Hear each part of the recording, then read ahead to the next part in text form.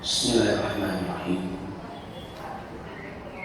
Assalamualaikum warahmatullahi wabarakatuh.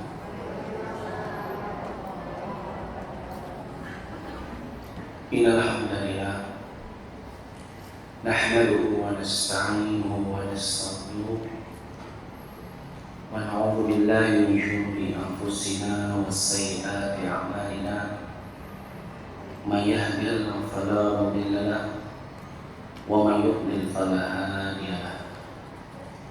Asyhadu an la ilaha illallah wahdahu la syarika lahu wa asyhadu anna Muhammadan 'abduhu wa rasuluhu la nabiyya ba'dahu. Qala Allah ta'ala fi kitabil karim, ya ayyuhalladzina amanu ittaqullaha haqqa tuqatih wa la tamutunna illa wa antum muslimun. Wa qala Allah ta'ala, ya ayyuhan nas ittaqu rabbakum alladhi khalaqakum min nafsin wahidah wa khalaqa minha zawjaha wa batha minhuma rijalan katsiran wa nisaa wattaqullaha alladhi tasaaluna bihi wal arham innallaha kana 'alaykum raqiba. Wa qala Allah ta'ala, ya ayyuhalladzina amanu ittaqullaha wa qulu qawlan sadida yuslih lakum a'malakum wa yaghfir lakum dhunubakum wa may yuti' Allaha wa rasulahu faqad faza fawzan 'azima. Amma ba'd, fa inna asdaqal hadits kitabullah wa khairal hadi hadi Muhammadin sallallahu alaihi wasallam wa syarrul umur muhdatsatuha wa kullu muhdatsatin bid'ah wa kullu bid'atin dhalalah wa kullu dhalalatin fin nar. A'adana Allah wa iyyakum minan nar. Akhwati fillah yang dirahmati oleh Allah Subhanahu wa taala, pertama-tama marilah kita panjatkan pujian dan rasa syukur hanya kepada Allah Subhanahu wa taala. Karena dialah Allah Subhanahu wa taala satu-satunya zat yang telah memberikan kepada kita nikmat yang begitu banyak. Yang seandainya jika kita ingin menghitung setiap nikmat yang Allah Subhanahu wa taala telah berikan kepada kita, maka tentunya kita tidak akan pernah bisa dan tidak akan pernah sanggup untuk menghitung semua nikmat yang Allah Subhanahu wa taala anugerahkan kepada kita.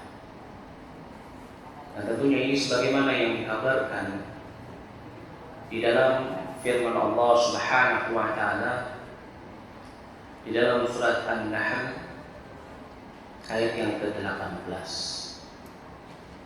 di mana Allah Subhanahu wa taala berfirman, wa in ta'uddu ni'matallah la tuhsuha. Dan seandainya kalian ingin menghitung-hitung nikmat Allah, maka la tuhsuha, maka tentunya kalian tidak akan pernah bisa dan tidak akan pernah sanggup untuk menghitung semua nikmat yang Allah Subhanahu wa taala telah anugerahkan kepada kalian. Maka oleh karena itu sudah sepantasnya bagi kita untuk senantiasa memuji Allah Subhanahu wa taala serta bersyukur kepada Allah Subhanahu wa taala atas segala nikmat yang Allah Subhanahu wa taala anugerahkan kepada kita. Mulai dari nikmat iman, nikmat Islam, begitu juga nikmat al-hidayah ila shiratal mustaqim. Karena tentunya ketiga nikmat ini merupakan salah satu syarat utama untuk kita bisa kembali ke kampung halaman kita, yaitu Jannatullah yang dipenuhi dengan berbagai macam nikmat. Karena Nabi kita Muhammad sallallahu alaihi wasallam telah mengabarkan kepada kita di dalam satu hadis dari sahabat Utsman bin Affan radhiyallahu anhu yang diriwayatkan oleh Imam Muslim. Kata Rasulullah sallallahu alaihi wasallam, "Man mata wa huwa ya'lamu annahu la ilaha illallah dakhala jannah." Barang siapa yang dia meninggalkan dunia ini dalam keadaan dia memahami makna dari kalimat tauhid, dari kalimat la ilaha illallah, kalimat yang membedakan antara seorang muslim dengan orang kafir. Maka barang siapa yang dia meninggalkan dunia ini berada di atas kalimat ini, kalimat tauhid, yaitu maknanya dia istiqamah di dalam iman, istiqamah di dalam Islam, maka kata Rasulullah sallallahu alaihi wasallam, dakhala jannah, maka dia akan masuk ke dalam surganya Allah Subhanahu wa taala. Maka dari itu, menjaga nikmat iman dan Islam ini juga merupakan bagian yang sangat penting yang hendaknya kita untuk senantiasa memperhatikannya. Sampai-sampai Rasulullah sallallahu alaihi wasallam beliau senantiasa memberikan peringatan ini untuk menjaga nikmat iman dan nikmat Islam agar jangan sampai hilang dari dalam diri kita ketika ajal menjemput kita. Rasulullah sallallahu alaihi wasallam beliau biasa membawakan firman Allah Subhanahu wa taala di dalam setiap khutbah hajahnya beliau. Beliau senantiasa membacakan firman Allah di dalam surat Ali Imran ayat yang ke-102, di mana Allah Subhanahu wa taala berfirman, "Ya ayyuhalladzina amanu ittaqullaha haqqa tuqatih wa la tamutunna illa wa antum muslimun." Wahai orang-orang yang beriman, bertakwalah kalian kepada Allah dengan sebenar-benarnya takwa, dan janganlah sampai kalian meninggalkan dunia ini kecuali kalian dalam keadaan seorang muslim. Masya Allah. Maka tentunya ketika Allah Subhanahu wa taala masih memberikan kepada kita nikmat iman dan Islam sampai pada detik ini, maka ini merupakan suatu nikmat yang sangat besar yang hendaknya kita untuk senantiasa mensyukurinya dengan cara kita menjaga nikmat tersebut agar jangan sampai nikmat itu hilang dari dalam diri kita. Dan tidak ada suatu hal yang bisa menjaga iman dan Islamnya seseorang selain ketakwaan kepada Allah, yaitu adalah al-ilmu. Karena tentunya di dalam surat Ali Imran ayat yang ke-102, Allah memerintahkan kita untuk senantiasa bertakwa kepada Allah dengan sebenar-benarnya takwa agar terjaga keimanan kita. Ketika keimanan itu terjaga, maka pastilah Islamnya seseorang akan terjaga. Maka dari itu takwa ini merupakan sebab utama terjaganya iman dan Islam seseorang. Maka tetapi perlu kita ketahui bahwasanya takwa itu maknanya bukan hanya sekedar seseorang dia menjalankan apa yang Allah Subhanahu wa taala perintahkan, dan bukan cuma sekedar seseorang dia meninggalkan segala hal yang diharamkan oleh Allah Subhanahu wa taala. Tetapi nafas daripada ketakwaan itu sendiri, fondasi daripada ketakwaan itu sendiri, asas daripada ketakwaan itu sendiri, yaitu adalah al-ilmu wal amal bih. Yani seseorang dia tidak beramal kecuali dibangun di atas ilmu. Maka oleh karena itu, sahabat Ali bin Abi Thalib radhiyallahu anhu, beliau memberikan definisi yang begitu lengkap tentang makna ketakwaan. Kata beliau bahwasanya takwa itu maknanya adalah al-khauf minal jahil. Takwa itu adalah seseorang dia takut kepada Allah, sehingga dengan rasa takutnya itu dia menjalankan ketaatan dan menjauhi larangan. Akan tetapi takwa tidak cukup sampai di sini. Kata beliau, takwa itu adalah wal amal bitanzil. Jadi selain al khauf minal jali, takwa itu juga al amal bitanzil. Yaitu seseorang dia beramal dibangun di atas ilmu sesuai dengan Alkitab wa Sunnah, sesuai dengan petunjuknya Nabi Sallallahu Alaihi Wasallam. Maka tidaklah seseorang dikatakan sebagai orang yang bertakwa sampai dia beramal, beribadah, di mana amalannya tersebut, ibadahnya tersebut yang dia bangun kepada Allah Subhanahu Wa Taala itu dibangun di atas ilmu. Dan juga disebutkan oleh beliau bahwasanya takwa itu selain al-khauf minal jalil wal amal bitanzil, takwa itu maknanya juga al-qana'atu bil qalil. Ai seseorang merasa cukup dengan apa-apa yang sedikit yang Allah berikan kepada dirinya. Dan juga disebutkan oleh beliau bahwasanya takwa itu al-isti'dadu fi yaumir rahim. Takwa itu juga adalah seseorang dia mempersiapkan dirinya untuk kehidupan setelah kematian. Masya Allah. Maka dari itu kita ketahui bahwasannya asasnya daripada sebuah ketakwaan yaitu adalah ilmu. Maka dari itu ketika seseorang Allah Subhanahu Wa Taala inginkan kebaikan ada pada dirinya, yang maknanya terjaga imannya, terjaga Islamnya, kokohnya benteng ketakwaannya, maka pastilah Allah Subhanahu Wa Taala akan memberikannya pemahaman tentang dinul Islam. Allah akan memberikannya ilmu. Karena barang siapa yang Allah Subhanahu Wa Taala inginkan kebaikan untuk dirinya, sehingga dia senantiasa istiqamah di dalam jalan yang lurus, istiqamah di dalam ketakwaan, istiqamah di dalam iman, istiqamah di dalam agama yang selamat ini, Allah akan mudahkan jalannya untuk menuntut ilmu.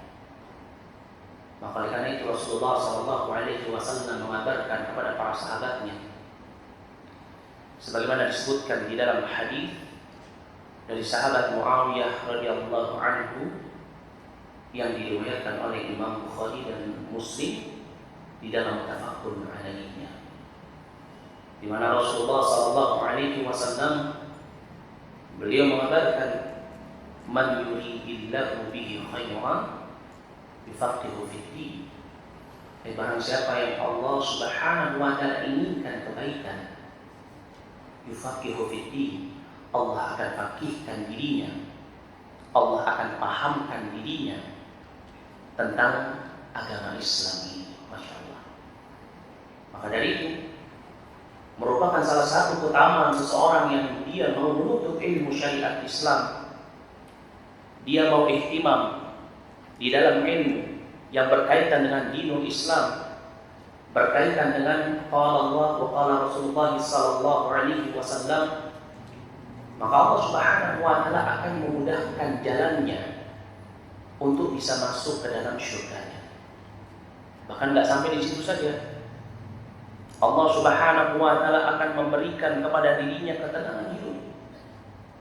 Allah akan liputi dirinya dengan rahmatnya. Bahkan disebutkan oleh Rasulullah Sallallahu Alaihi Wasallam, orang-orang yang dia semangat di dalam menuntut ilmu, orang-orang yang sukanya bermajelis ilmu, maka tatkala dia bermajelis ilmu, para malaikat menaungi mereka. Masya Allah.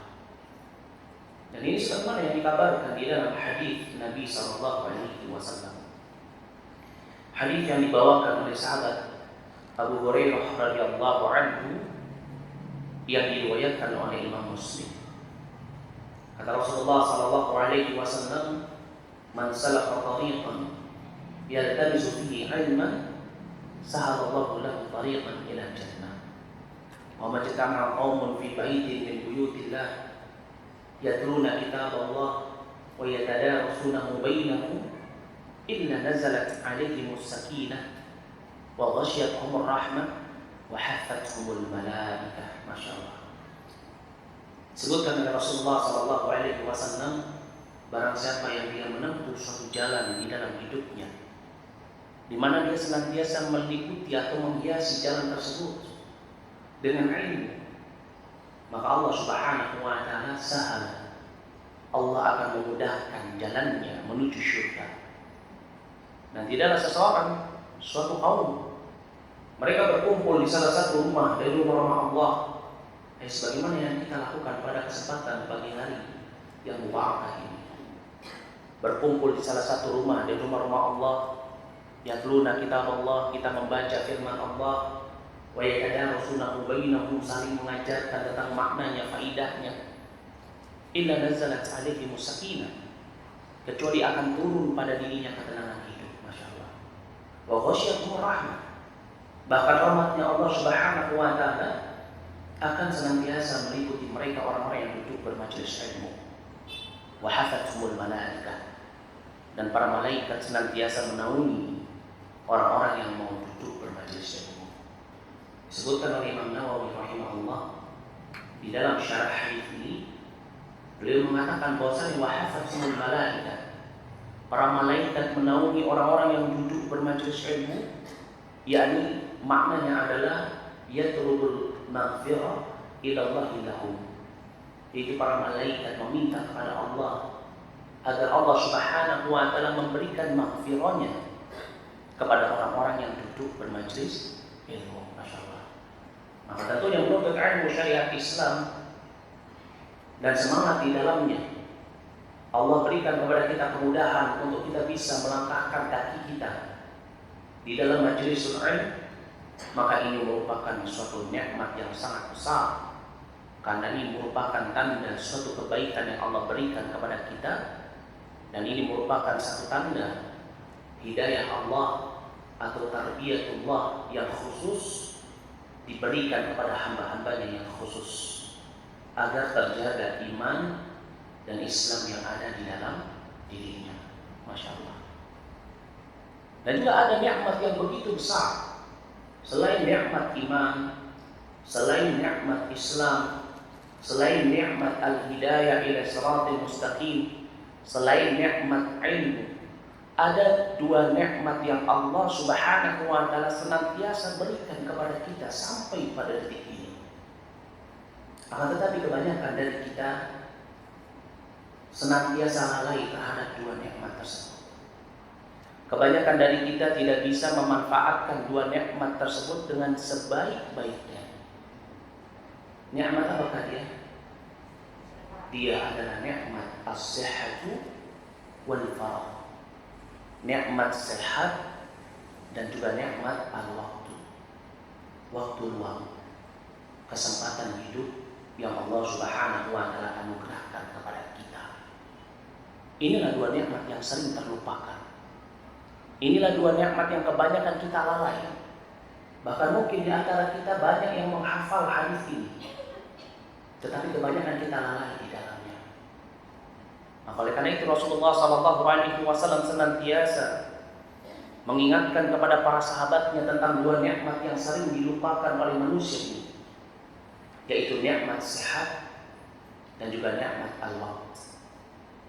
Disebutkan di dalam hadis dari sahabat Ibnu Abbas radhiyallahu anhuma yang diriwayatkan oleh Imam Bukhari, bahwasanya Rasulullah SAW beliau mengatakan kepada para sahabatnya, ni'matan maghbunun fihima katsirun minan nas, as-sihhatu wal faragh. Ada dua nikmat yang kebanyakan manusia itu lalai darinya, yaitu dia adalah nikmat sehat dan nikmat Allah. Kebanyakan kita, ketika Allah Subhanahu wa taala berikan kita kesehatan, maka biasanya kita habiskan nikmat sehat yang Allah berikan kepada kita hanya untuk dunia atau hanya untuk hal-hal yang bisa memuaskan hawa nafsu kita. Begitu juga jika Allah Subhanahu wa taala memberikan kepada kita nikmat waktu, kita nggak disibukkan dengan kewajiban kita nggak disibukkan dengan pekerjaan kita, tidak disibukkan dengan dunia. Tetapi kebanyakan kita menghabiskan nikmat waktu luang tersebut hanya untuk memuaskan hawa nafsu kita. Padahal ini merupakan suatu hal yang sangat berbahaya. Karena seseorang yang dia tidak bisa memanfaatkan nikmat sehat, begitu juga nikmat waktu yang Allah Subhanahu wa taala berikan kepada dirinya, ini bahayanya lebih bahaya daripada yang namanya kematian. Terkadang kita terlalu fobia terhadap yang namanya kematian.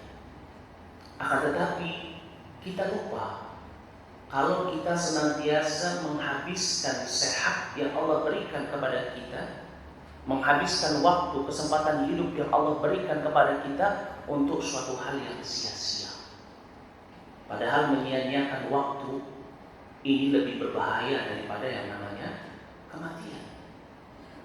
Disebutkan oleh Syekhul Islam Ibnu Qayyim rahimahullah, beliau mengatakan bahwasanya idha'atul waqt asyaddu minal maut.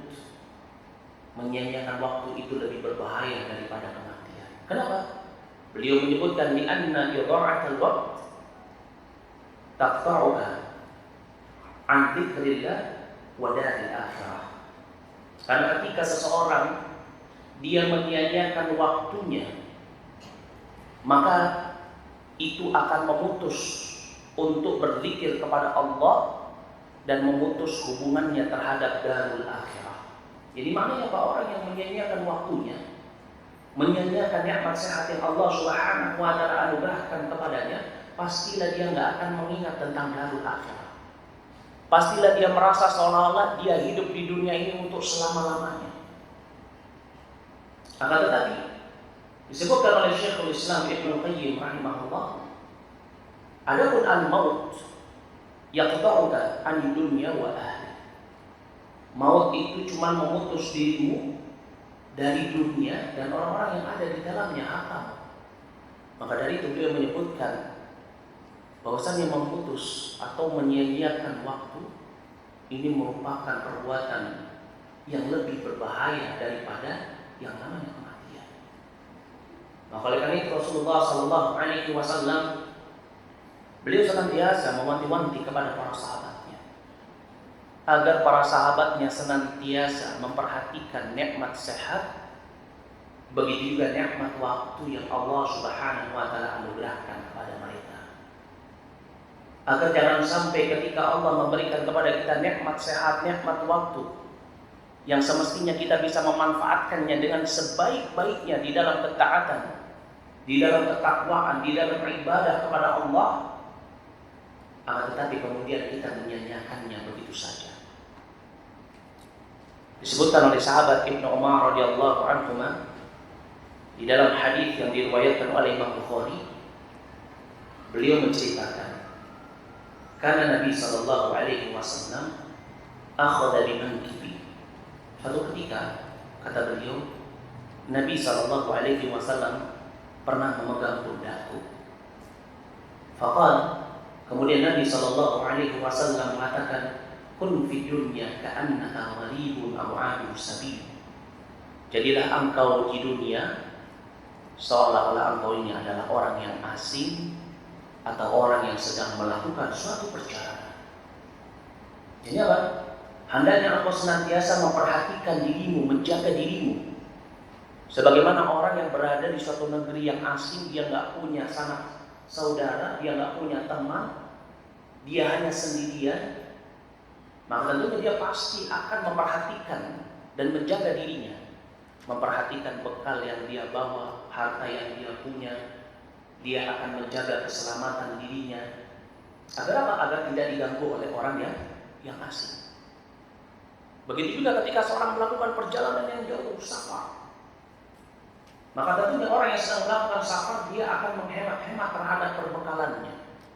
Dan ketika dia berada di suatu tempat, dia akan menyiapkan untuk perbekalan dalam perjalanannya berikutnya sampai dia kembali ke kampung halamannya. Maka inilah hakikat kita hidup di dunia. Dan makna dari perkataan Nabi sallallahu alaihi wasallam, kun fid dunya ka'annaka gharibun aw 'abir sabil, disebutkan oleh sahabat Ibnu Umar radhiyallahu anhu, idza amsayta fala tantadhir as-subah wa idza asbahta fala tantadhir al-masa. khudh min sihatika limardi wa min hayatika limauti.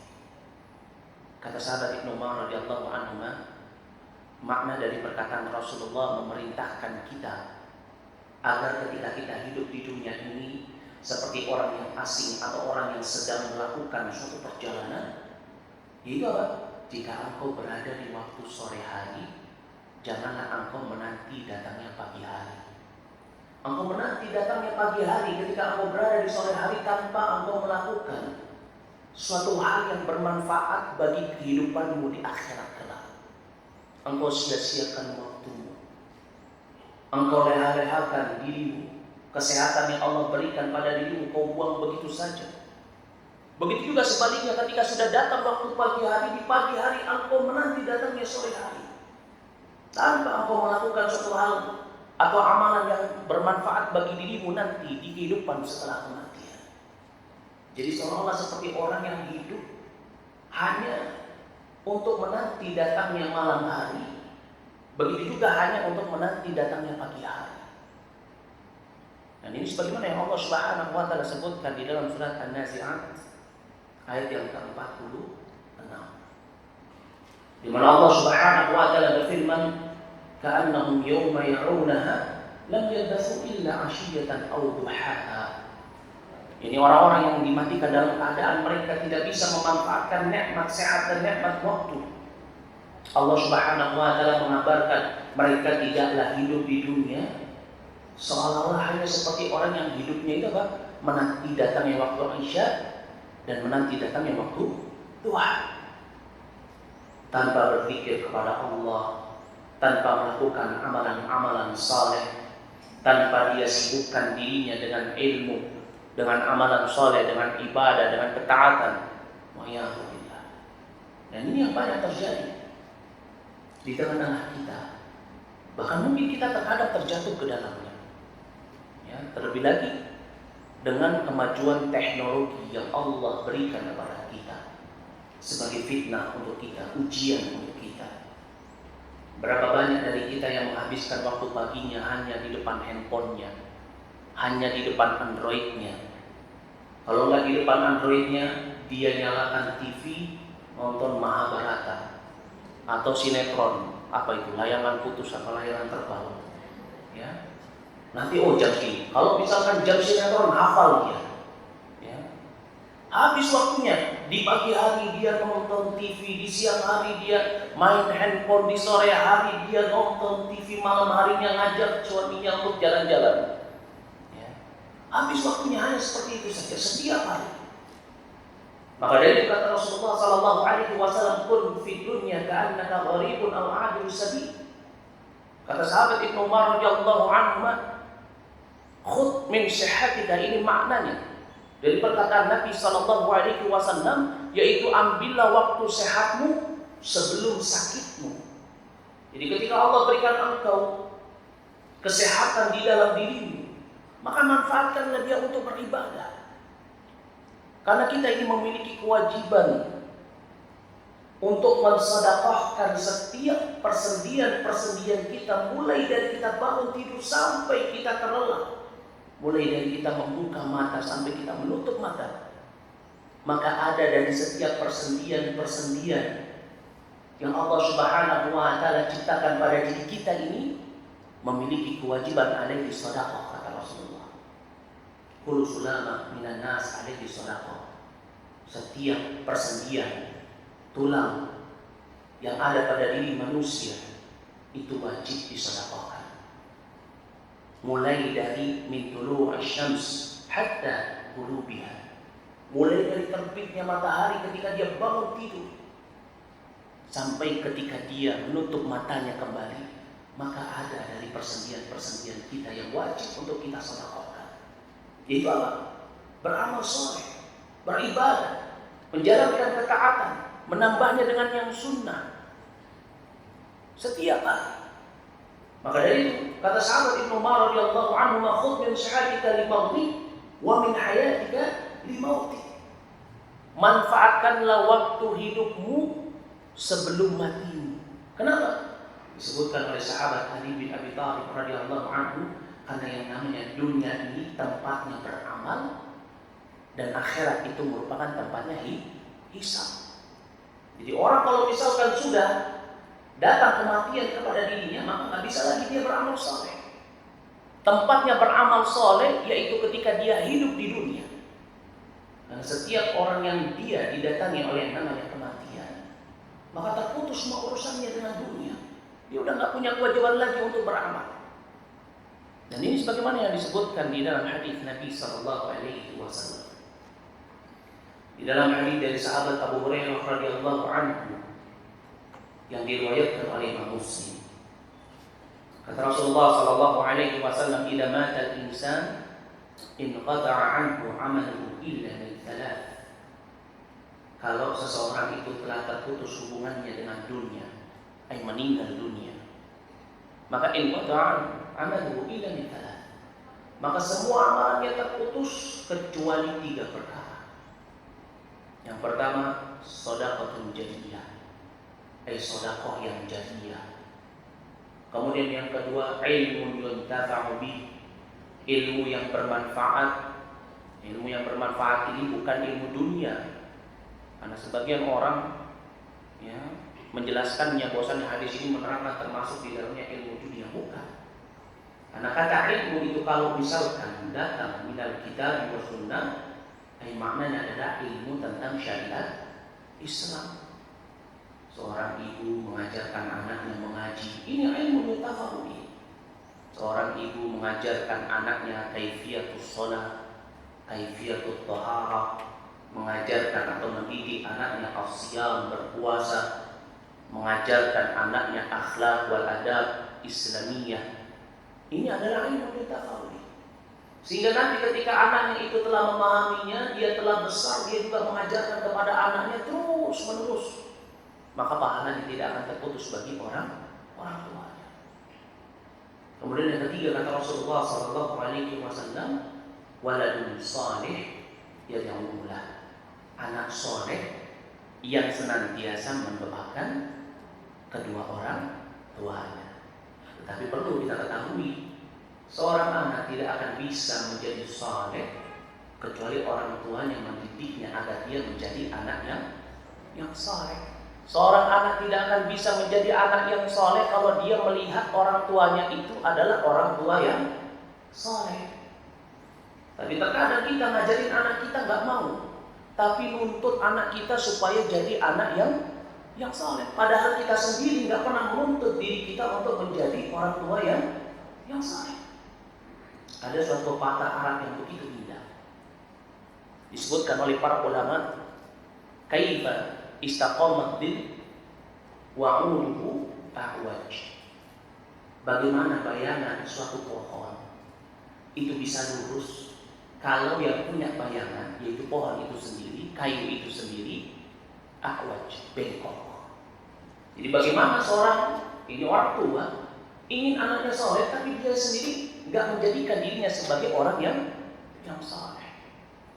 Maka dari itu penting bagi kita, akhwati fillah yang dirahmati oleh Allah Subhanahu wa taala, untuk kita senantiasa memanfaatkan nikmat waktu dan nikmat sehat yang Allah Subhanahu wa taala anugerahkan kepada kita sebelum kematian itu datang kepada kita. Kerjakan amalan-amalan yang bisa mendatangkan pahala jariyah. Manfaatkan setiap detik kita untuk melakukan suatu hal yang bermanfaat bagi kehidupan kita kelak setelah kematian kita. Karena tanda kebaikan Islamnya seseorang yaitu ketika dia bisa meninggalkan semua perkara yang tidak berguna bagi kehidupannya, baik kehidupan dunianya ataupun kehidupan akhiratnya. Min babil aula, terlebih lagi kehidupan akhiratnya. Maka dari itu ketika kita ingin melakukan sesuatu, maka hendaknya kita bisa menimbang, kira-kira amalan yang saya akan kerjakan ini bisa menyokong akhirat saya tidak? Kira-kira amalan yang saya kerjakan ini, yang akan saya lakukan ini, kira-kira bisa bermanfaat nggak untuk kehidupan setelah kematian saya?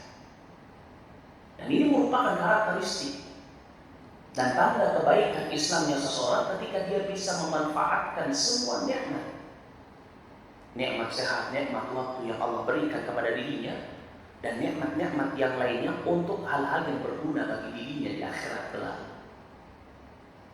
Dan ini sebagaimana yang dikabarkan oleh Nabi Sallallahu Alaihi Wasallam. Disebutkan di dalam hadis dari sahabat Abu Hurairah radhiyallahu anhu yang diriwayatkan oleh Imam Tirmidzi. Rasulullah Sallallahu Alaihi Wasallam mengatakan, min husnil islamil mar'i tarkuhu ma la ya'ni. Dan dari tanda kebaikan Islamnya seseorang, yaitu dia meninggalkan segala perkara tarkuhu ma la ya'ni. Dia meninggalkan segala perkara yang tidak bermanfaat, tidak berguna bagi dirinya. Maka dari itu seorang muslim yang baik adalah seorang muslim yang senantiasa dia bisa memanfaatkan nikmat sehat, nikmat waktu yang Allah Subhanahu wa taala berikan kepada dirinya. Dia bisa memanfaatkan semua nikmat yang ada pada dirinya hanya untuk beribadah kepada Allah Subhanahu wa taala. Karena dia memahami bahwasannya fungsi dan tujuan penciptaannya dia di dunia bukan untuk menikmati dunia. Dia paham bahwasannya dia hidup di dunia ini tugasnya adalah untuk beribadah kepada Allah Subhanahu wa taala, bukan untuk mengikuti hawa nafsunya. Dan ini sebagaimana yang Allah Subhanahu wa taala kabarkan kepada kita. Di dalam firman Allah Subhanahu wa taala di dalam surat Ad-Dariyat ayat yang ke-56, di mana Allah Subhanahu wa taala berfirman, "Wa ma khalaqtul jinna wal insa illa liya'budun." Dan tidaklah aku ciptakan jin dan manusia kecuali hanyalah untuk beribadah kepada diriku semata. Maka jadikanlah setiap detik kita, jadikanlah setiap malam-malam kita, jadikanlah setiap tarikan nafas kita ini sebagai suatu hal yang bernilai ibadah di mata Allah Subhanahu wa taala. Jangan sampai kita mengikuti rayuan syaitan, jangan sampai kita mengikuti hawa nafsu kita. Karena tentunya yang namanya hawa nafsu ini senantiasa memerintahkan seseorang untuk melakukan kejelekan. Hawa nafsu senantiasa memerintahkan seseorang untuk menjauh dari yang namanya ketaatan.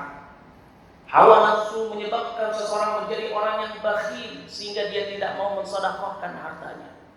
Hawa nafsu memerintahkan seseorang untuk dia memutus hubungan silaturahmi. Kenapa? Karena hawa nafsu itu kalau kita ikuti, maka pastilah dia akan memerintahkan kita untuk melakukan suatu hal yang jelek. Dan ini sebagaimana yang Allah Subhanahu wa taala kabarkan kepada kita. Allah abadikan perkataan Nabi Yusuf alaihissalam sebagaimana disebutkan di dalam surat Yusuf ayat yang ke-53.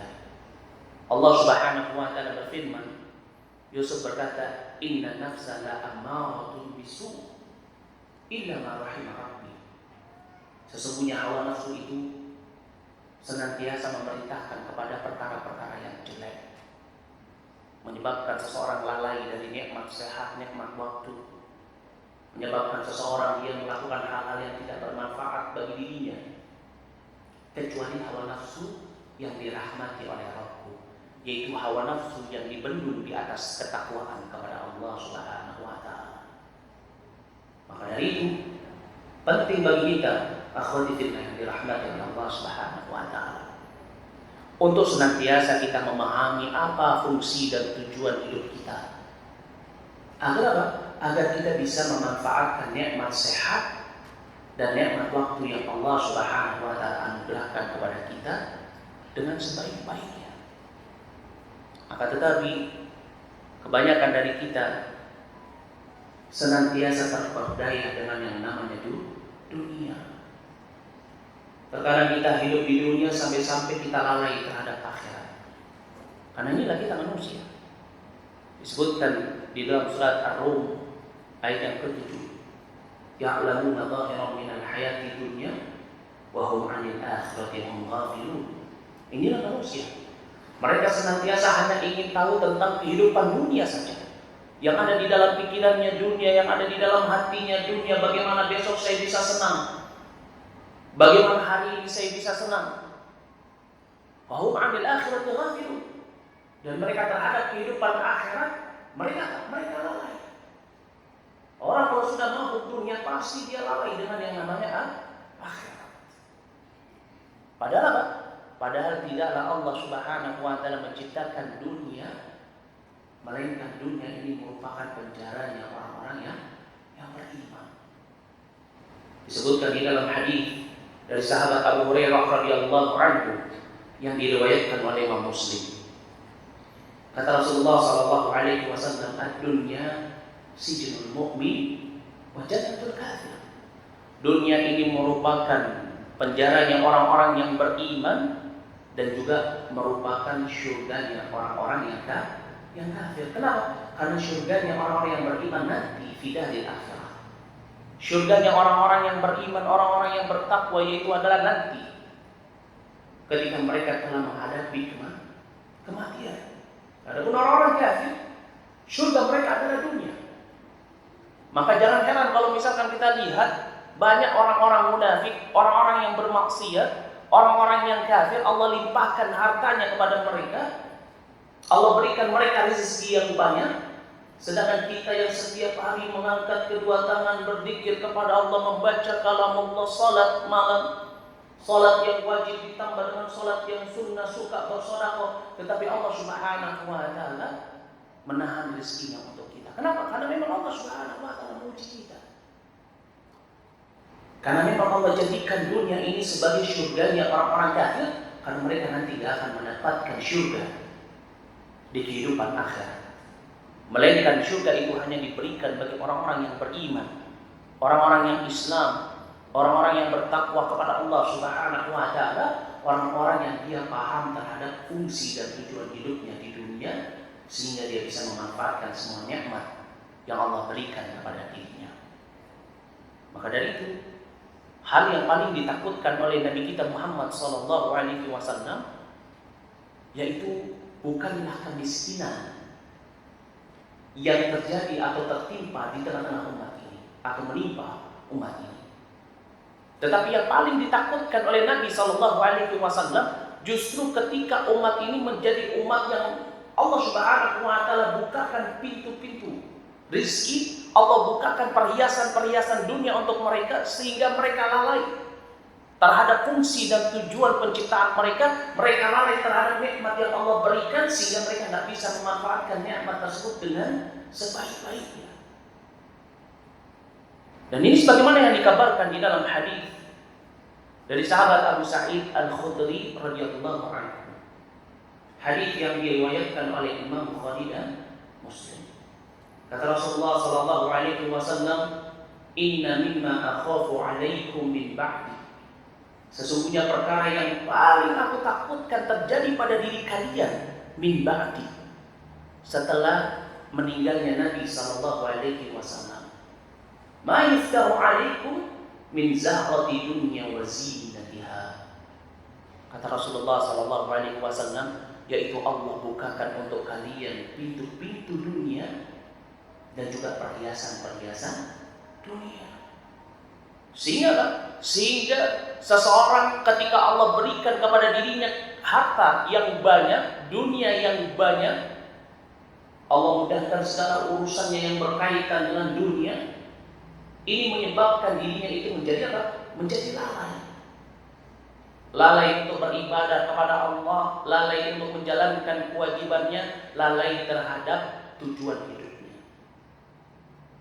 Padahal ayuhal ikhwah, akhwati fillah yang dirahmati oleh Allah, tidaklah dunia ini Allah jadikan sebagai tempat yang terlaknat. Maka orang-orang yang dia jadikan dirinya sebagai ahli dunia, dia jual dirinya untuk dunia, dia habiskan hidupnya untuk dunia, dia habiskan pikirannya, fokuskan hatinya dengan dunia, maka dia adalah orang-orang yang tidak terlepas dengan laknatnya dunia. Hanya orang-orang yang senantiasa menjaga ketaatan dan ketakwaan kepada Allah, dia manfaatkan nikmat yang Allah berikannya kepada dirinya di dalam ketaatan, di dalam ketakwaan. Orang-orang yang mau duduk bermajelis ilmu, mempelajari Islam atau mengajarkannya, maka mereka inilah orang-orang yang terlepas dari terlaknatnya dunia. Disebutkan di dalam hadis dari sahabat Abu Hurairah radhiyallahu anhu yang diriwayatkan oleh Imam Tirmidzi. Kata Rasulullah sallallahu alaihi wasallam, "Inna dunya mal'unatun." Sesungguhnya dunia ini terlaknat. Wa mal'unu ma fiha. Maka terlaknatlah semua yang berkaitan dengan dunia. Illa dzikrullah wa man wala wa 'alimun aw muta'allim. Kata Rasulullah sallallahu alaihi wasallam, semuanya terlaknat yang berkaitan dengan dunia atau apa-apa yang ada di dunia, kecuali orang-orang yang dia masih mengingat Allah Subhanahu wa taala. Orang-orang yang senantiasa menjalankan ketaatan, seorang yang berilmu dan orang yang menuntut ilmu, inilah orang-orang yang terbebas dari terlaknatnya dunia. Akan tetapi terkadang kita lebih senang menggadaikan akhirat kita daripada dunia kita. Terkadang kalau kita dihadapkan dengan dua hal, dunia dan akhirat, terkadang kita lebih memilih apa? Dunia daripada akhirat. Ya. Ustaz, saya sudah 10 tahun menikah, belum punya rumah, Ustaz. Ya. Gak enak sama mertua, Ustaz. Ini ada yang nawarin, Ustaz, rumah kredit, tapi riba, Ustaz. Ya. Sekali aja riba. Ya. Dihadapkan dengan apa? Dengan dunia. Dia memilih dunia atau akhirat? Kebanyakan orang memilih dunia. Ustaz, saya sudah 20 tahun, Ustaz, sama suami kalau kemana-mana naiknya motor butut, Ustaz. Ya. Honda Avia Grand, asapnya putih lagi. Ya. Ini ada yang nawarin, Ustaz, kredit motor, Ustaz. Ya. Ribanya kecil kok, Ustaz, cuma 1% aja. Ya, atau 0,5% aja, Ustaz, dikit banget ribanya. Padahal Allah Subhanahu wa taala melarang kita untuk berbuat riba, mau kecil, mau besar, mau banyak, mau sedikit, mau dalam keadaan darurat atau tidak. Ya. Tetapi kebanyakan kita apa? Ya udahlah, sekali aja, nanti saya bertobat. Iya, kalau dia bisa bertobat sebelum ajal menjemput.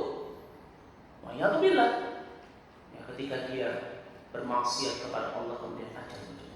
Ya, dan ini kita kebanyakan kita apa? Takut dengan yang namanya kemiskinan, takut kehilangan dunia. Coba aja misalkan kita punya janji dengan orang, tender yang besar miliaran, ya, rapatnya pas apa? Waktu asar. Ini biasanya begitu. Rapat itu kalau bukan di waktu asar, di waktu zuhur. Kemudian dia dengar adzan berkumandang. Lalu apa? Yang dia dahulukan adalah rapatnya, padahal dia tahu sholat di awal waktunya ini merupakan amalan yang dicintai oleh Nabi, oleh Allah Subhanahu wa taala, sebagaimana yang Nabi sallallahu alaihi wasallam kabarkan. Ketika ada salah seorang sahabat Nabi datang kepada Nabi Abdullah bin Mas'ud radhiyallahu anhu, di dalam hadis yang diriwayatkan oleh Imam Bukhari, dia bertanya kepada Nabi sallallahu alaihi wasallam, "Ya Rasulullah, ayul a'mal ahabbu ila Allah?" Amalan apa yang paling dicintai oleh Allah Subhanahu wa taala? Nabi mengatakan apa? As-salatu ala waqtiha atau fi awali waqtiha, di dalam riwayat yang lain. Tetapi karena dia dihadapkan dengan dunia, terkadang apa? Dia lebih mementingkan dunia daripada kecintaan Allah Subhanahu wa taala. Ini kita. Terkadang kita suka lari. Dan terkadang kita lebih mementingkan dunia daripada akhirat. Kenapa? Karena sebab takut kehilangan dunia.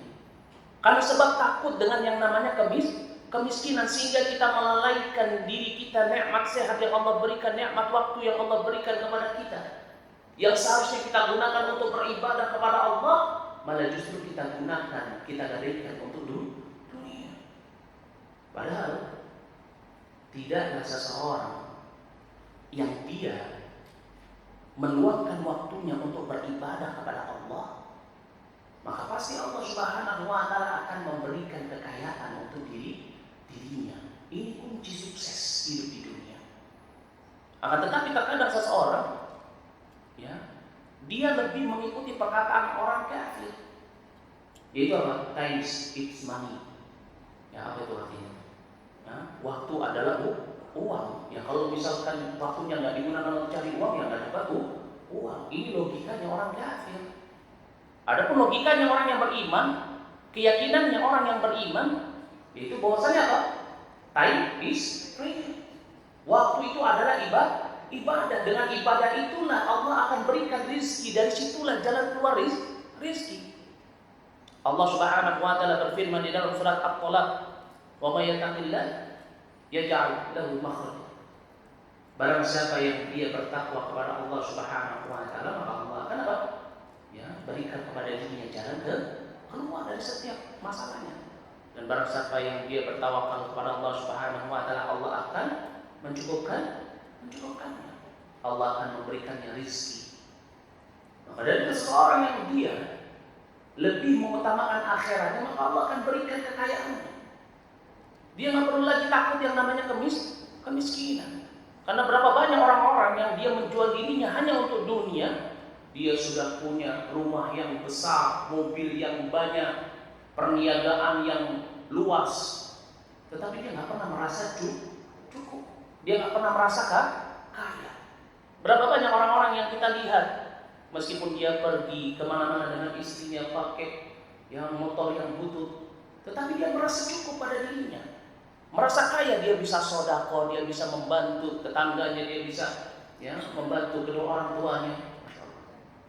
Karena memang kekayaan itu bukan hanya pada materi, tetapi kekayaan itu ada karena sebab adanya ketakwaan kepada Allah. Disebutkan di dalam hadis dari sahabat Abu Hurairah radhiyallahu anhu yang diriwayatkan oleh Imam Tirmidzi. Kata Rasulullah sallallahu alaihi wasallam, Allah Subhanahu wa taala berkata, ini hadis qudsi. Ya ibadi, atau di dalam riwayat yang lain dia berkata, tafarraq li ibadati. Luangkan waktumu untuk beribadah kepadaku. Amla'u sadraka ghinan wa asudda faqr. Aku akan penuhi dadaku dengan kekayaan dan aku akan mengangkat kemiskinan yang ada pada dirimu.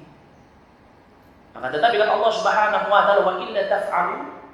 Akan tetapi wa illa, kalau engkau tidak melakukannya, tidak mau beribadah kepadaku, engkau tinggalkan ibadah demi dunia. Amla'u au mala'tu baina yadayka syughlan wa lam asudda faqra. Maka aku akan jadikan kedua tanganmu dipenuhi dengan kesibukan terhadap dunia.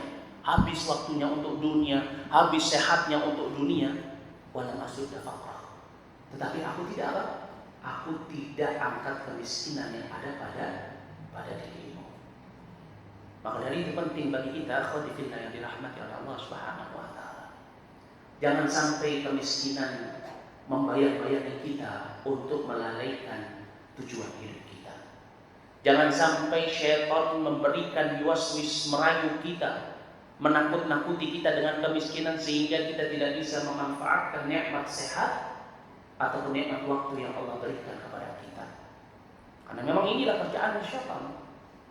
Allah Subhanahu wa taala berfirman di dalam surat Al-Baqarah ayat yang ke-268. Allah Subhanahu wa taala berfirman, "Asy-syaitan ya'idukumul faqra wa ya'murukum bil fahsya." Ya, syaitan itu senantiasa menakut-nakuti engkau dengan yang namanya kemiskinan. Dan syaitan senantiasa memerintahkan engkau untuk berbuat kejelekan. Nah, ini kerjaannya syaitan. Maka dari itu penting bagi kita untuk senantiasa memanfaatkan semua nikmat yang Allah Subhanahu wa taala berikan kepada kita hanya untuk kehidupan akhirat kita. Manfaatkan semua nikmat yang Allah berikan kepada kita hanya untuk kehidupan setelah kematian kita. Prioritaskan akhirat dari dunia kita. Karena barang siapa yang dia memprioritaskan di dalam hidupnya al-akhirah, darul akhirah, maka Allah Subhanahu wa taala pasti akan mudahkan urusannya. Allah pun akan menjadikan dunia hina di hadapan dirinya. Bukan dia yang menjadi hina di hadapan dunia, tetapi dunia yang menjadi hina di hadapan dirinya. Dan ini sebagaimana yang Rasulullah SAW kabarkan. Disebutkan di dalam hadis dari sahabat Anas bin Malik radhiyallahu anhu yang diriwayatkan oleh Imam Tirmidzi. Kata Rasulullah SAW, "Man kanatil akhiratu hammah." Barang siapa yang dimana akhirat itu menjadi prioritas bagi hidupnya, dirinya, ja'alallahu ghinahu fi qalbi. Allah akan menjadikan kekayaan di dalam hatinya. Wa jama'a lahu syamlah, dan Allah akan kumpulkan urusannya, mudahkan urusannya. Wa atathu dunya wa hiya raghimah, dan dunia datang kepada dirinya dalam keadaan hina. Maka tetapi kata Rasulullah sallallahu alaihi wasallam, "Wa man kanatid dunya hammahu." Akan tetapi barang siapa yang dunia itu hanya menjadi prioritas hidupnya, dia lebih mengutamakan dunianya daripada akhiratnya, maka kata Rasulullah sallallahu alaihi wasallam, "Farqa alaihi ja'alallahu baina 'ainaihi faqra." Allah akan jadikan kemiskinan ada di antara kedua matanya. Wa farqa alaihi syamlah, dan Allah Subhanahu wa taala akan mencerai-beraikan urusannya. Allah akan persulit urusannya nanti. Wa la ya'ti min ad-dunya illa ma qadira lahu, dan dunia itu tidak datang kepada dirinya kecuali apa yang telah ditakdirkan untuk dirinya. Masya Allah. Maka dari itu penting bagi kita untuk senantiasa kita memanfaatkan nikmat sehat dan waktu kita hanya untuk akhirat. Kita jadikan segala nikmat yang Allah berikan kepada kita hanya untuk suatu hal yang bernilai ibadah, menjadi suatu hal yang dicintai dan diridhai oleh Allah Subhanahu wa taala. Kita persiapkan hidup kita di dunia ini untuk apa? Untuk menghadapi kehidupan setelah kematian. Karena ini merupakan tanda kecerdasan seorang mukmin dan mukminah. Seorang mukmin yang cerdas, yaitu adalah seorang mukmin yang senantiasa dia jadikan apa yang ada pada dirinya untuk suatu hal yang bernilai bagi kehidupannya nanti setelah kematian. Dan ini sebagaimana yang diterangkan oleh Nabi Sallallahu Alaihi Wasallam. Disebutkan di dalam satu hadis dari sahabat Ibnu Umar radhiyallahu anhu yang diriwayatkan oleh Imam Ibnu Majah. Kata sahabat Ibnu Umar radhiyallahu anhu, "Ja'a rajulun minal Ansar." Suatu ketika datang seorang laki-laki dari Ansar. Dia bertanya kepada Nabi sallallahu alaihi wasallam, qala, "Ya Rasulullah, ayyul mu'minina aqyas?" Dia bertanya kepada Nabi sallallahu alaihi wasallam, "Ya Rasulullah, ayyul mu'minina aqyas?" Seorang mukmin yang bagaimana yang paling cerdas? Apa kata Rasulullah sallallahu alaihi wasallam? Seorang mukmin yang paling cerdas, aktsarun dzikran lil maut. Jadi orang yang paling banyak mengingat kematian, dan juga ahsanuhum lima ba'dahu isti'dada. Orang yang paling baik persiapannya di antara kalian tentang apa? Tentang kehidupan setelah kematian. Ya. Tetapi kita ini kebanyakan takut dengan yang namanya kematian, atau ingin mendapatkan hidup yang enak setelah kematian, tetapi ketika hidup di dunia kita tidak mau memanfaatkan semua nikmat yang Allah Subhanahu wa taala berikan kepada kita dengan sebaik-baiknya. Kita nggak mau memanfaatkan nikmat waktu, nikmat sehat yang Allah berikan kepada kita. Padahal yang namanya al-maut ini pasti datang pada diri kita. Setiap jiwa yang hidup pasti dia akan mendapati yang namanya kematian. Sebutkan di dalam surat Al-Anbiya ayat yang ke-35, kullu nafsin dha'iqatul maut. Setiap jiwa yang hidup pastilah dia akan mendapati kematian. Maka kematian itu merupakan suatu hal yang pasti. Maka dari itu mempersiapkan kematian ini merupakan kecerdasan seorang mukmin. Sekarang kita lihat, sudah berapa lama kita hidup di dunia? Apakah kita sudah berada di kepala 3, atau di kepala 4, atau di kepala 6?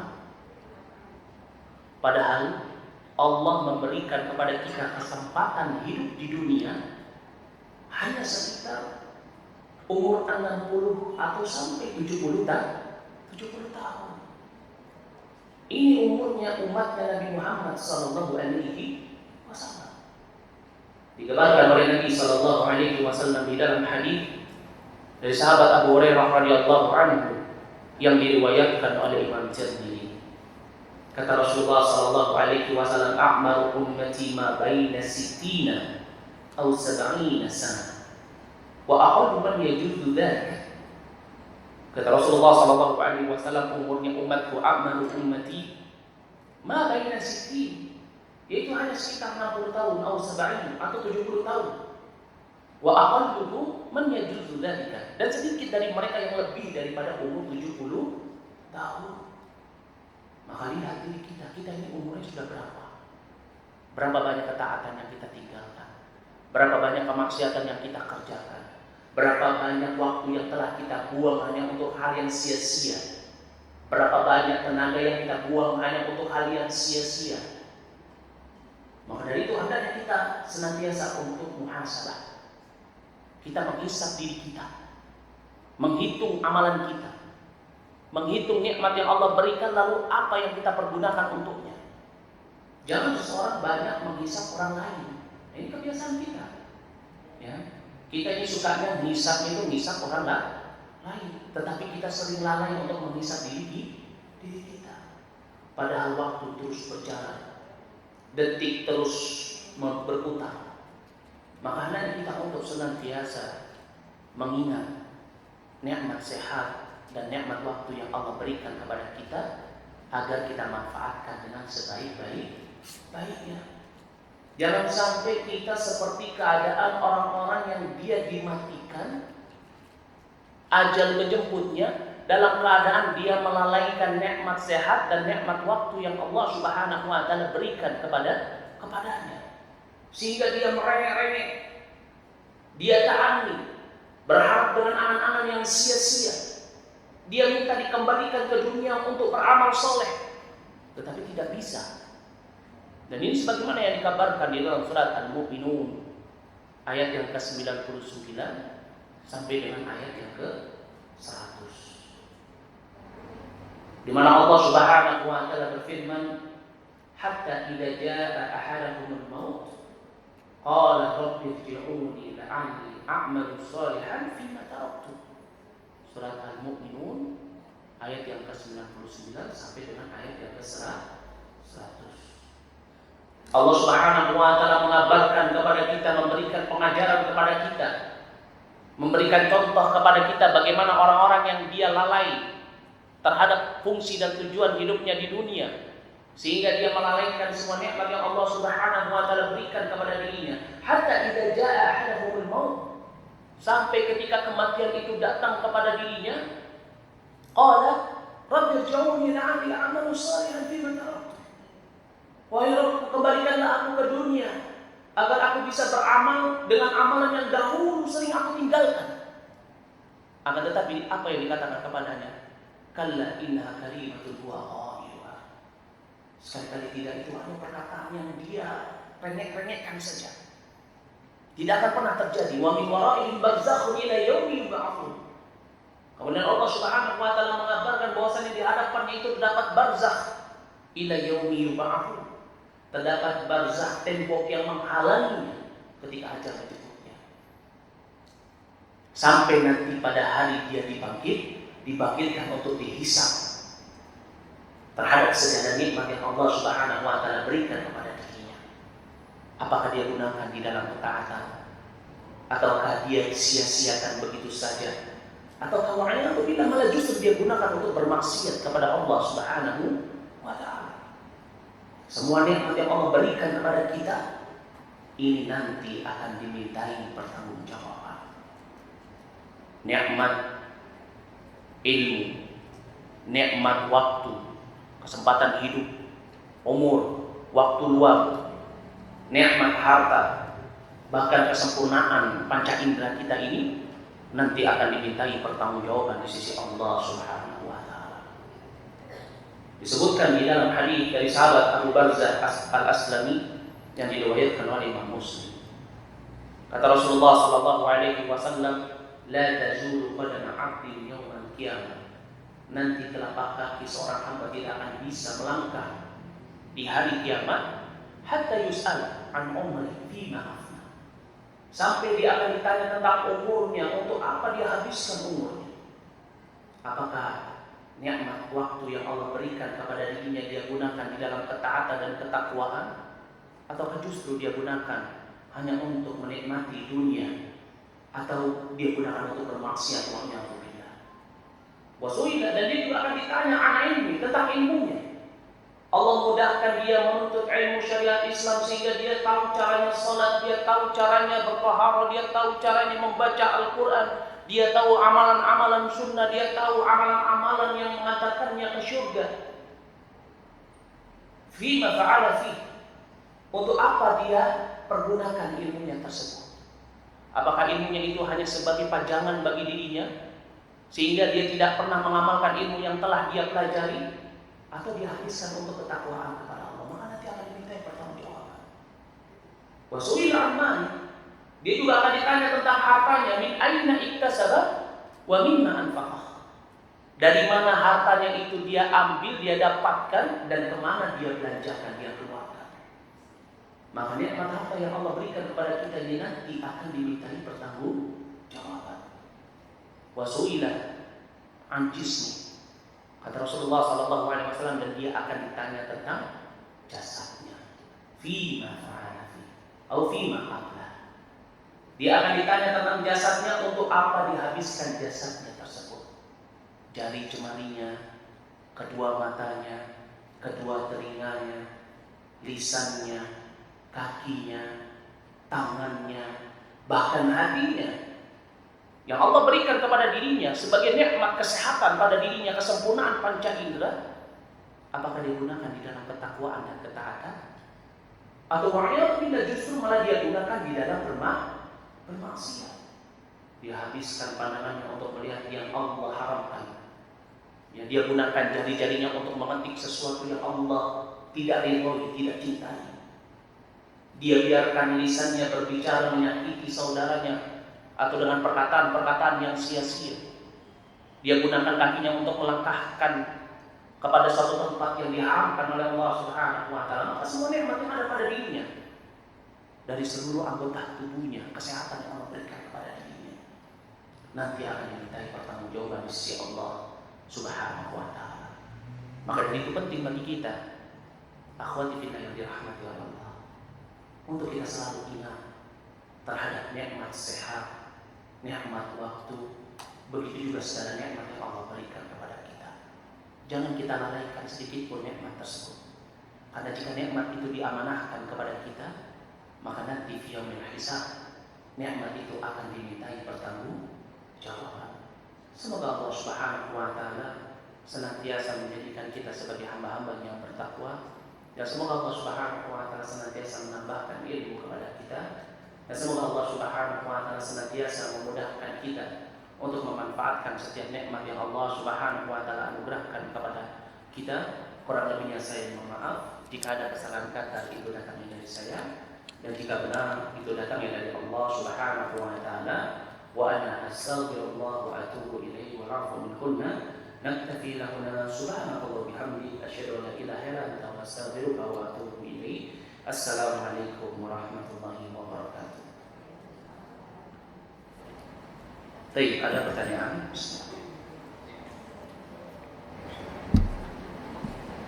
Baik, ada pertanyaan yang mau bertanya masih dipersilakan. Kita masih punya waktu.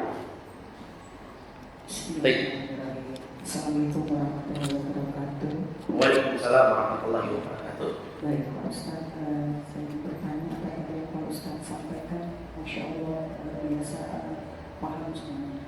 Ada satu Pak Ustaz ya, dalam kehidupan sehari-hari tentunya kita dalam berkeluarga itu ada yang suami, istri, anak, tapi dalam hal ini memberikan nasihat atau memberikan apa-apa yang diajarkan tadi itu kadang-kadang tidak selalu berhasil, masih yang belum nyuna gitu dalam hal ini keluarga terdekat. Bagaimana sikap kita mengatasinya, dan mohon pencerahan Pak Ustaz. Terima kasih. Syukron billahi taufiq wal hidayah. Assalamualaikum warahmatullahi wabarakatuh. Waalaikumsalam warahmatullahi wabarakatuh. Masya Allah, pertanyaan yang sangat bagus. Yang pertama, tentunya menasehati keluarga, suami, istri, anak-anak, kedua orang tua, kakak, adik, orang yang ada di bawah tanggungan kita, tinggal di rumah kita, masyarakat yang ada di sekitar kita. Maka ini merupakan suatu hal yang menjadi kewajiban bagi kita sebagai seorang muslim. Ya, terlebih lagi keluarga kita. Karena Allah Subhanahu wa taala berfirman di dalam surat At-Tahrim ayat yang ke-6. Allah Subhanahu wa taala berfirman, "Ya ayyuhalladzina amanu qu anfusakum wa ahlikum nar." Wahai orang-orang yang beriman, yang hendaknya kalian menjaga diri kalian dan keluarga kalian dari yang namanya apa? Neraka jahanam. Dan ini merupakan karakteristik dari umat Nabi sallallahu alaihi wasallam yang Allah Subhanahu wa taala sebutkan, "Kuntum khairu ummati," sebagai sebaik-baiknya umat yang dilahirkan di tengah-tengah manusia untuk apa? Untuk memerintahkan kepada yang baik dan juga apa? Melarang seseorang untuk berbuat kejelekan. Ya, maka tentunya seorang yang di dalam hatinya terdapat keimanan, maka pastilah ya, dia memiliki sifat untuk apa? Amar ma'ruf nahi munkar. Nah, ini kewajiban bagi setiap muslim yang minbab apa? Minbab kecintaannya dia terhadap sesama muslim, dan ini merupakan bagian daripada keimanan. Disebutkan di dalam hadis dari sahabat Anas bin Malik radhiyallahu anhu yang diriwayatkan oleh Imam Bukhari dan Muslim, kata Rasulullah sallallahu alaihi wasallam, "La yu'minu ahadukum hatta yuhibba li akhihi ma yuhibbu li nafsihi." Tidak ada sempurna salah seorang keimanan salah seorang di antara kalian sampai dia mencintai saudaranya sebagaimana dia mencintai dirinya sendiri. Bahkan disebutkan oleh Rasulullah sallallahu alaihi wasallam, meskipun itu adalah saudara kita yang berbuat kezaliman. Bagaimana disebutkan di dalam hadis yang diriwayatkan oleh Imam Muslim dari sahabat Anas bin Malik radhiyallahu anhu, kata Rasulullah sallallahu alaihi wasallam, "Unsur akhaka zaliman aw mazluman." Tolonglah saudaramu yang berbuat zalim ya atau yang dizalimi. Ya, bagaimana cara yang menolong?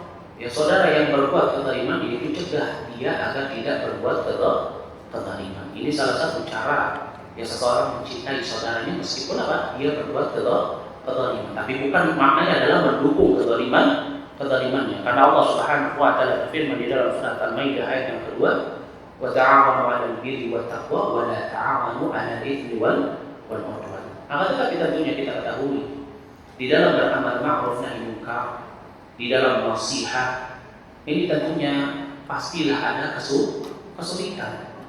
Karena yang kita hadapi syaitannya itu enggak cuma satu, tetapi berapa? Dua, yaitu syaitan minal ins wa syaitan minal jin. Sebagaimana disebutkan di dalam firman Allah Subhanahu wa taala, "Wa kadzalika ja'alna likulli nabiyyin aduwwan syayatinil ins wal jin." Ya, syaitan itu ada dua, ada dari kelompok jin dan kelompok manusia. Kelompok manusia itu yang senantiasa yang menyuruh manusia kepada kemaksiatan, kesesatan, kejelekan, ya pada jalan yang jelek.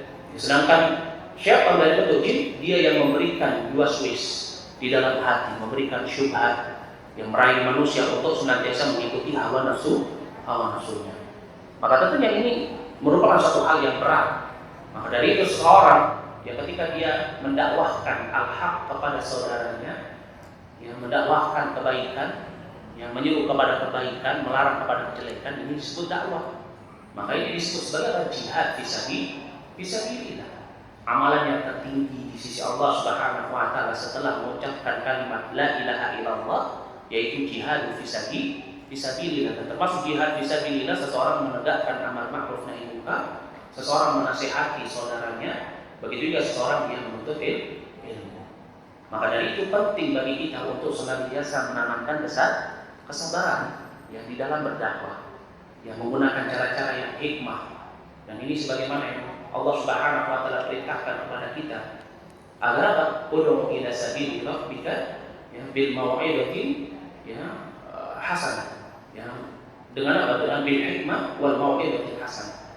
Dengan hikmah akhlak yang baik dan juga dengan penjelasan yang baik. Maka dari itu yang perlu diketahui oleh seseorang yang dia ingin menasihati saudaranya, dia ingin berdakwah, menegakkan amar ma'ruf nahi munkar, ini ayat ini yang seharusnya dia apa? Dia pahami terlebih dahulu. Ya kenapa? Karena dakwah itu ada triknya. Nasihat itu ada triknya. Ya terkadang kita menginginkan kebaikan kepada orang lain tetapi tidak menggunakan cara yang baik, sehingga bukan kebaikan yang kita dapatkan melainkan kejelekan yang lebih jelek. Kenapa? Karena seseorang tidak membangun dakwahnya di atas ilmu. Jadi membangun dakwah di atas ilmu itu bukan cuma sekedar seseorang mengatakan ini qala Allah wa ini qala Rasulullah.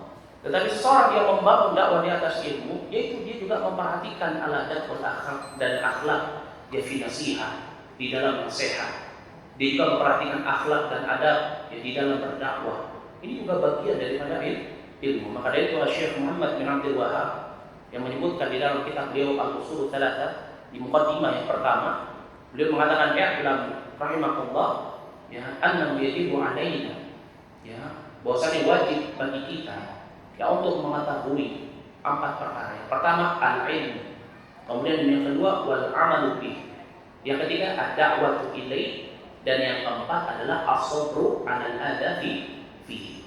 Ya karena tentunya seorang yang ketika dia berdakwah menasihati saudaranya, ya pastilah dia akan mendapati gangguan. Ya. Dari syaitan dengan ins ataupun jin, maka wajib bagi diri yang memperkokohnya dengan apa? Dengan ilmu. Ini yang pertama. Kemudian yang kedua, dia senantiasa untuk menanamkan kesabaran di dalam dirinya. Ya. Karena terkadang seseorang dia tidak sabar ketika menasihati saudaranya.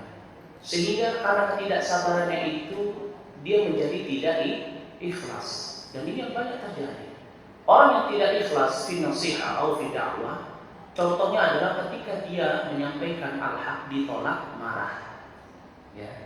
Jadi kalau misalkan orang yang ketika dia menasihati saudaranya, kemudian dia mendakwahi saudaranya nggak mau terima, marah-marah. Kemudian dia ikut marah, berarti tandanya apa? Dia belum sabar, dia belum ikhlas. Padahal Allah Subhanahu wa taala telah menerangkan bahwasanya bahkan Nabi Muhammad SAW pun tidak bisa memberikan hidayah kepada siapapun kecuali atas izin Allah. Karena yang namanya al-hidayah yang pasti mulia ismi. Hidayah itu ada 2 jenisnya. Ya, yang pertama disebut sebagai al-ilham wa taufiq. Dan ini hanya hak Allah Subhanahu wa taala yang membetikkan hati manusia untuk melangkahkan kakinya ke masjid, untuk membaca Al-Quran, untuk kembali kepada sunnah, untuk kembali kepada tauhid, untuk kembali kepada ketakwaan, membetikkan hati manusia. Ini adalah haknya Allah Subhanahu wa taala. Maka dari itu Allah Subhanahu wa taala ya lebih mengetahui siapa di antara hamba-Nya yang pantas untuk mendapatkan hidayah. Ini yang harus kita pahami. Bahwasanya apa yang kita sampaikan itu bukan senjata pamungkas orang itu pasti akan berubah. Maka Rasulullah SAW mengatakan wa ma anna illa mudhirin. Ya, aku ini tidak lain hanyalah sebagai seorang pemberi peringatan. Itu apa? Hanya menjelaskan, mubasyirin, ya, memberikan kabar gembira, memberikan peringatan. Ya, maka hendaknya orang yang dia ingin menasihati saudaranya, keluarganya, berdakwah, maka hendaknya ini yang ditanamkan terlebih dahulu, ikhlas. Tidaklah dia menyampaikan apa yang Allah Subhanahu wa taala terangkan minal haq, yang melainkan ya dia hanya memiliki tugas menyampaikan.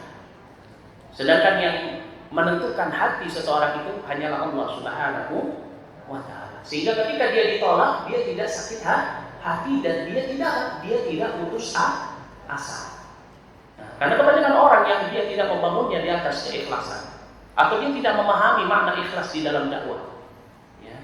Dia merasa dirinya sudah ikhlas padahal belum ikhlas. Ketika dia ditolak, dia akan putus asa. Wa billah, enggak sedikit dari orang-orang yang dia kurang memahami makna ikhlas fi dakwah, ketika dia ditolak malah justru dia terjatuh ke dalam apa? Kemaksiatan. Dia bilang sama teman-temannya, si fulana atau si fulana itu dulu pernah saya nasihati, tapi enggak mau, hatinya sudah keras, sudah hebat dia menghukumi saudaranya.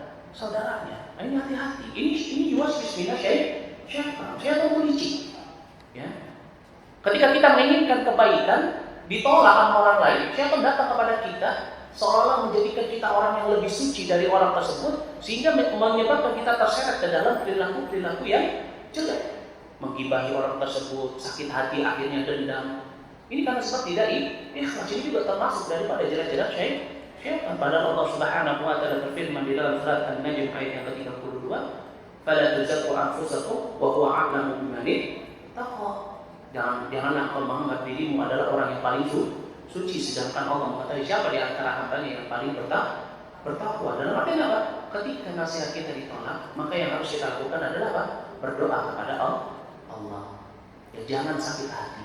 terus menerus. Ini merupakan tanda kecintaan kita kepada saudara kita. Yaitu apa? Kita nggak berhenti untuk mengajaknya ke dalam kebaikan. Kita nggak pernah lelah, kita nggak pernah putus asa. Dan ini merupakan buah daripada keikhlasan, dan ini merupakan penting daripada kesabaran.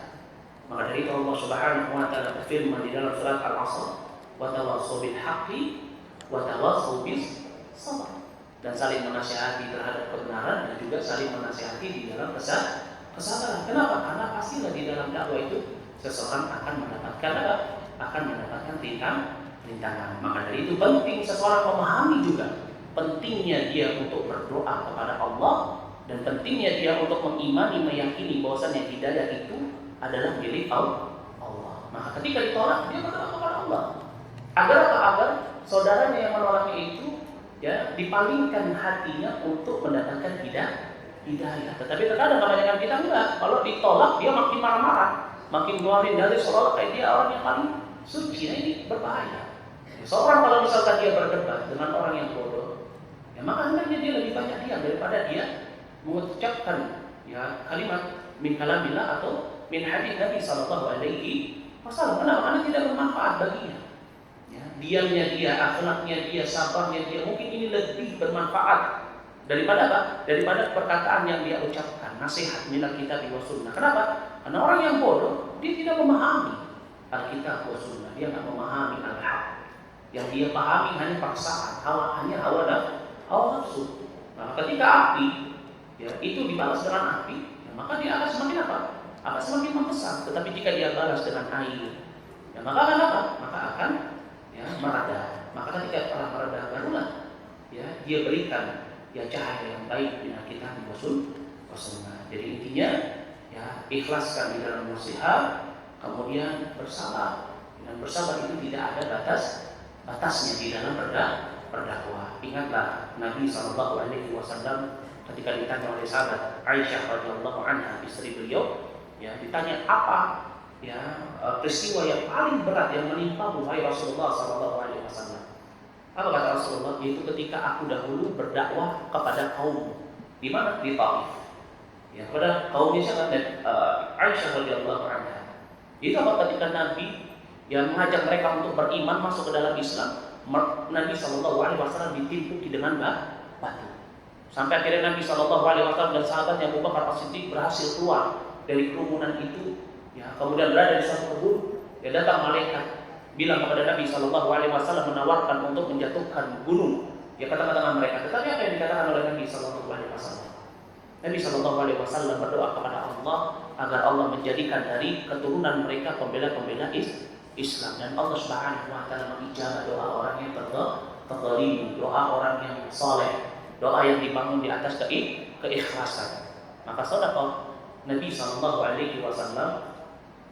di dalam hadis yang diriwayatkan oleh Imam Tirmidzi, Rasulullah SAW mengatakan, la yaruddul qada illa du'a. Tidak ada yang bisa menolak takdir kecuali doa.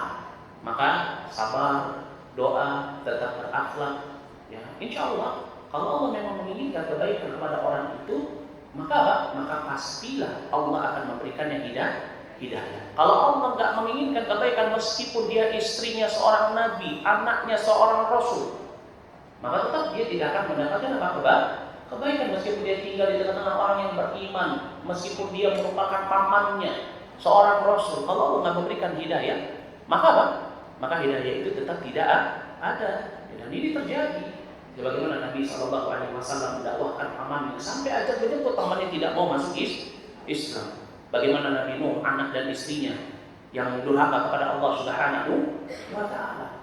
Terkadang seseorang dia baik, belum tentu keluarganya pun baik. Terkadang keluarganya baik, belum tentu dianya baik. Kenapa? Allah memilih siapa di antara hambanya yang pantas untuk diberikan hidayah. Maka dari itu bersyukurlah kita ketika mendapatkan hidayah. Jaga dengan sebaik-baiknya, jangan sampai tertipu oleh syaitan. Ini yang paling penting. Insyaallah maklum ya. Baik, ada lagi pertanyaan? Kita bacakan dulu pertanyaan yang telah datang. Bismillah. Ustaz, bagaimana kita tetap istiqamah dalam iman Islam dan dalam lingkungan keluarga yang belum sekufu? Masya Allah, barakallahu fikum. Ya, yang pertama tentunya perbanyak untuk apa? Untuk mengokohkan benteng keimanan. Dengan apa? Bil ilm, dengan ilmu. Ya, kenapa? Karena tentunya almaru ala dini khalili, disebutkan di dalam hadis dari sahabat Abu Hurairah radhiyallahu anhu yang diriwayatkan oleh Imam Tirmidzi, seseorang itu berada di atas agama saudaranya. Dia tinggal satu rumah dengan orang yang masih belum memiliki pemahaman yang baik terhadap syariat, terhadap agama. Dia tinggal satu rumah, apalagi itu orang yang dia cintai. Ya, kemudian kalau dia tidak memperkokoh benteng keimanannya bil ilm, dengan ilmu, maka tentunya pastilah dia akan mudah untuk apa? Untuk hanyut. Kenapa? Karena almarhum ada diri khalili.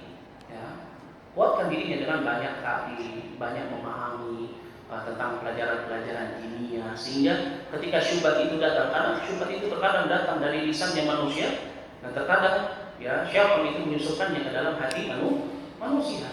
Ya, sehingga ketika syubhat itu datang, kita bisa apa? Kita bisa menolaknya. Kenapa? Karena kita mengetahui kebenarannya minal kitab wa sunnah.